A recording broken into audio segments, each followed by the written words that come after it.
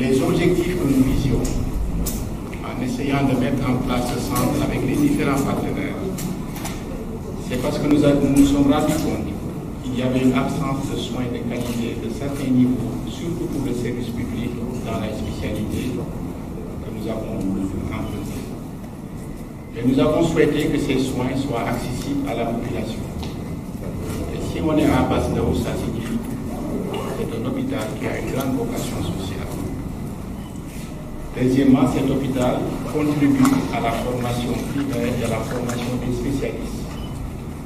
Nous avons plus de 14 nationalités qui ont fait confiance à l'Université Cheikh Anta Diop et le centre Abass Ndao, le centre d'ophtalmologie, fait partie de leur lieu de stage. Il permet aussi une recherche appliquée nécessaire au ministère de la Santé. C'est vrai qu'il y a eu beaucoup de difficultés dans la mise en œuvre de ce projet, des difficultés réelles. Mais ça, c'est le lot de tout ce qui venait entre-temps. Nous avons compris très tôt qu'il faut une option de partenariat après cet investissement important de la ville de Dakar. Et cette action, nous avons eu le soutien de la direction de cet hôpital, qui progressivement a compris qu'il devait apporter un soutien à ce centre. Et je ne peux que remercier au nom du centre l'action de l'actuel directeur dans son accompagnement en termes d'équipement et surtout de personnel, qui nous permet aujourd'hui comme infrastructure de fonctionner 24 sur 24 grâce à une garde de médecins et une garde de paramédicaux. La faculté de médecine nous a apporté sa contribution. Cette salle a été entièrement faite au début par la faculté de médecine.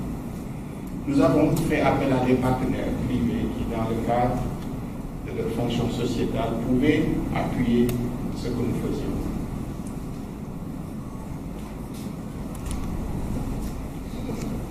Le premier partenaire qui nous a répondu favorablement fut la Fondation Sonatel, qui nous a écoutés, qui a compris nos engagements et qui a accepté de nous aider. En 2010, ça ne date pas donc d'aujourd'hui, nous avons eu un don de premier favori sur la d'un montant de 35 millions qui a amélioré la chirurgie de la cataracte, mais surtout qui nous a permis de mettre un pied dans la chirurgie moderne de la rétine. Ce qui fait que nous avons beaucoup de malades référés dans ce domaine jusqu'à ce que l'UEPOA décide qu'on pouvait être centre de référence dans la sous-région. Donc ce centre ne reçoit pas uniquement des Sénégalais. Il y a d'autres pays de la sous-région qui nous envoient de temps en temps des malades. Voilà cet appareil qui nous a été remis en 2010 avec de multiples fonctions et qui nous a fait rentrer de plein pied dans les modernes chirurgies. Avant, il y a une forme qu'on pouvait faire, une autre forme qu'on faisait avec un vieil appareil. Quelques années plus tard, c'est la technologie. Les limites de cet appareil sont apparues au grand jour. La vitesse de coupe était faible et on avait plus de malades. Il y avait absence de laser intégré dans cet appareil et cette technologie était devenue obsolète. Qu'est-ce qui s'est passé? Nous avons fait un plaidoyer auprès de la Fondation pour expliquer ces différents problèmes. Mais comme à l'accoutumée, il y a une réaction favorable à notre requête en 2020. Par l'octroi d'un appareil qu'on appelle le Stellaris PC. Rien que la photo vous montre que cet appareil est d'une autre génération. Un montant de 41 millions de francs CFA, parce que le laboratoire a tenu compte du premier appareil qui était disponible. Cerise sur le gâteau, cet appareil avait la possibilité d'avoir un laser intégré. Quelles sont les caractéristiques de cet appareil? Si le premier nous permettait d'avoir 1500 à 2000 coups, cet appareil permet 5000 coups uniques. Il nous permet d'injecter de l'air, il nous permet d'injecter et d'enlever du sucre. Cerise sur ce gâteau, cet appareil a un laser intégré. C'est-à-dire que durant l'intervention, on a besoin de mettre du laser argon, l'appareil nous le permet. Donc ce qu'on appelle le laser intégré, donc c'est un appareil complet. Actuellement dans le monde, il fait partie des appareils de référence dans ces pays. Vous savez qu'il y a eu la Covid, a tout bouleversé. On a eu quelques problèmes d'installation. Le laboratoire a été obligé de dépêcher un tube pour pouvoir l'installer rapidement, parce que l'ingénieur tunisien qui s'en occupe, il l'aider aussi de sortir de la Tunisie, du fait de la forte pandémie. Les problèmes de consommation sont vite posés, parce que dans le monde actuel, avec la Covid, beaucoup de pays refusent que le matériel, les consommations chirurgicaux sortent. Il y a beaucoup de problèmes. Alors, nous avons fait appel à la Fondation. Enfin. Pour renouer avec une tradition si chère à la Fondation Sonatel, le relèvement du plateau médical des structures sanitaires du pays. Si nous avons pu répondre favorablement à la demande d'accompagnement et abouti au don d'un phaco-émulsificateur Yttrium avec laser intégré, c'est parce que la Fondation a été sensibilisée par un homme qui, au-delà de ses compétences nationales, mais également internationales, reconnu ici au pays et hors de nos frontières, cet homme est un citoyen engagé et très porté vers la cause sociale. Je veux nommer le professeur Bahamad Ndiaye. Professeur, je voudrais saisir l'opportunité qui m'est offerte ce matin pour saluer votre professionnalisme. Je pense que c'est quelque chose qui n'est plus à démontrer aujourd'hui. La solidarité que vous témoignez toujours aux patients à revenus modestes, mais également votre sens de l'anticipation. Cette demande en est une preuve. C'est pourquoi, professeur, au nom de notre directeur général, M. Sékou Dramé, au nom de tous les membres du conseil de fondation et au mien, nous vous témoignons toute notre gratitude pour avoir aidé la fondation à mieux comprendre les problématiques du centre d'ophtalmologie que vous dirigez et surtout de lui avoir permis de contribuer à son équipement.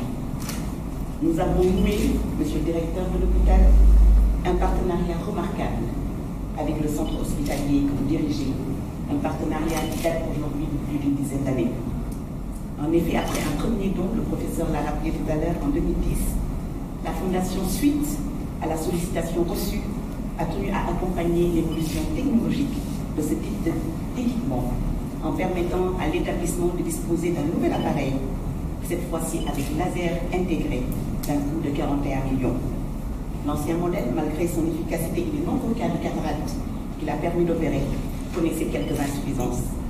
Vous savez que la modernisation du plateau technique médical occupe une place de choix dans les actions de mécénat de la Fondation Sonatel. C'est pourquoi, consciente de l'impact d'un tel dans la qualité des soins que vous offrez, et surtout l'impact en matière de réduction des évacuations sanitaires, tout à l'heure vous en avez parlé, nous avons aussitôt adhéré à la demande d'appui. Mieux, nous avons rajouté au don d'équipement des consommables d'une valeur de 10 millions. Le fonctionnement de ce type d'appareil nécessite en effet des consommables à usage unique. Cette volonté affichée par la Fondation Sonatel d'appuyer le centre d'ophtalmologie trouve son explication dans la compréhension qu'elle a de la fonction de l'œil dans la vie de l'être humain. Professeur, je ne vais pas prétendre faire un tour devant vous, mais la compréhension sociale que nous en avons permet de nous avancer là-dessus sans trop nous tromper. D'abord, l'information que la vision nous apporte, la communication, nos relations, nos interactions avec les autres, nos gestes, nos mouvements, nos souvenirs et même nos humeurs. Tout ça pour dire que contribuer à un tel projet, c'est jouer sa partition dans la qualité de vie des gens et surtout le bien-être de tous les patients dont le traitement nécessite de faire appel à un tel appareil. Nous restons convaincus, monsieur le directeur de l'hôpital, qu'avec un tel soutien de la Fondation Sonatel, non seulement le volet social et solidaire saura se développer davantage au sein de votre hôpital, mais la qualité des prestations connaîtra des avancées notoires. Nous invitons le service d'ophtalmologie à nous faire part assez régulièrement de ses attentes et à continuer à échanger avec la Fondation sur ses priorités pour qu'ensemble nous puissions unir nos efforts et relever les défis. Cette même invitation, monsieur le directeur, vous est adressée pour qu'ensemble également nous puissions étudier d'autres points qui constituent des attentes fortes au sein de l'établissement.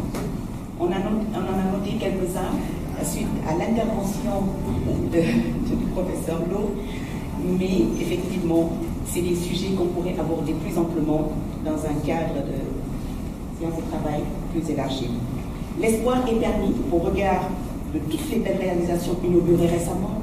Salut Faye qui est à nos côtés depuis plusieurs années, on sait quelque chose, un grand monsieur qui nous accompagne à chaque fois qu'on a des projets à inaugurer, des réalisations dont la réception doit se faire, des dons, comme aujourd'hui ce matin, on a parlé. Donc, pour revenir à ce que je disais, toutes les belles réalisations inaugurées récemment et dont vous avez sûrement entendu parler, comme la Maison des accompagnants de femmes ou le centre de gériatrie inauguré le mois dernier à Thiès. Notre souhait est de revenir ici pour procéder à d'autres séances de remise de dons ou même à d'autres inaugurations. Madame la directrice, l'administratrice principale de la Fondation Sonatel, Madame la présidente de la commission médicale d'établissement, Monsieur le professeur Papa Moutoudiaï,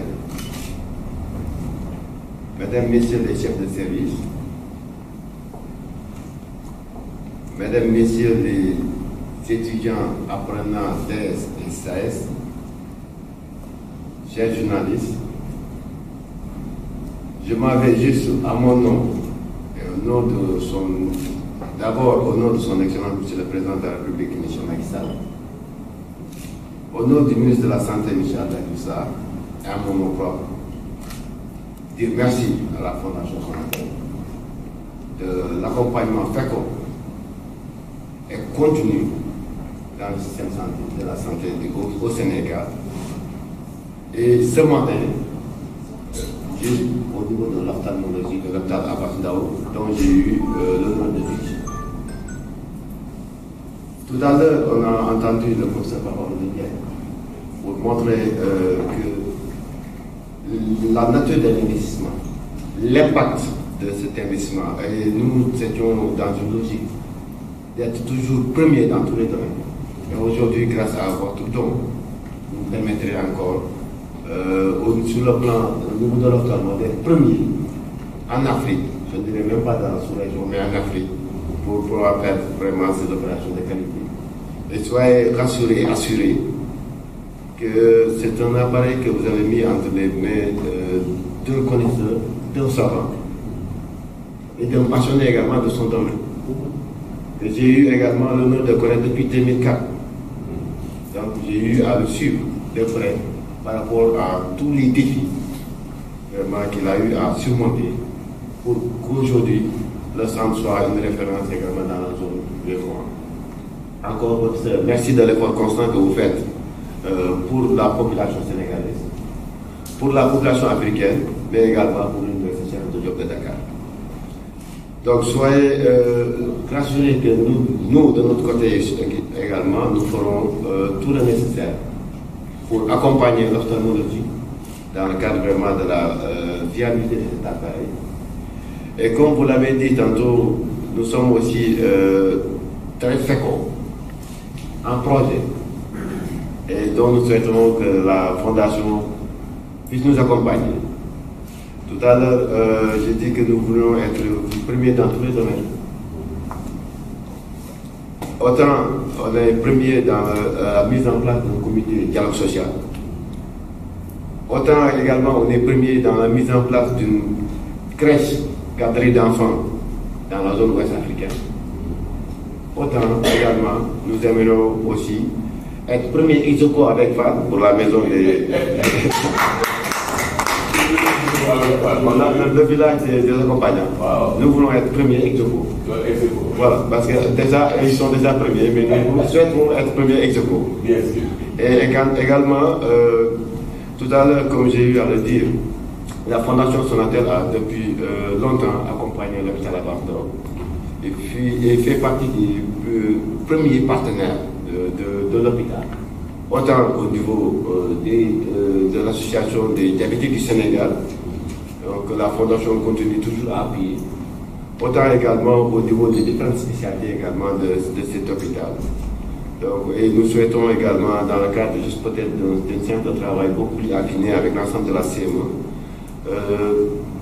vous proposer quelques axes de nos priorités qui rentreront probablement en droite ligne avec votre action qui continue d'être faite sur l'étendue du territoire sénégalais.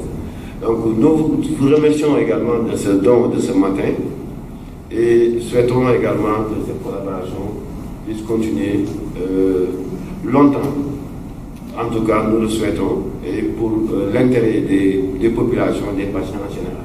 Je vous remercie. Merci. Merci, monsieur le directeur. Vous allez être bientôt premier avec Fall.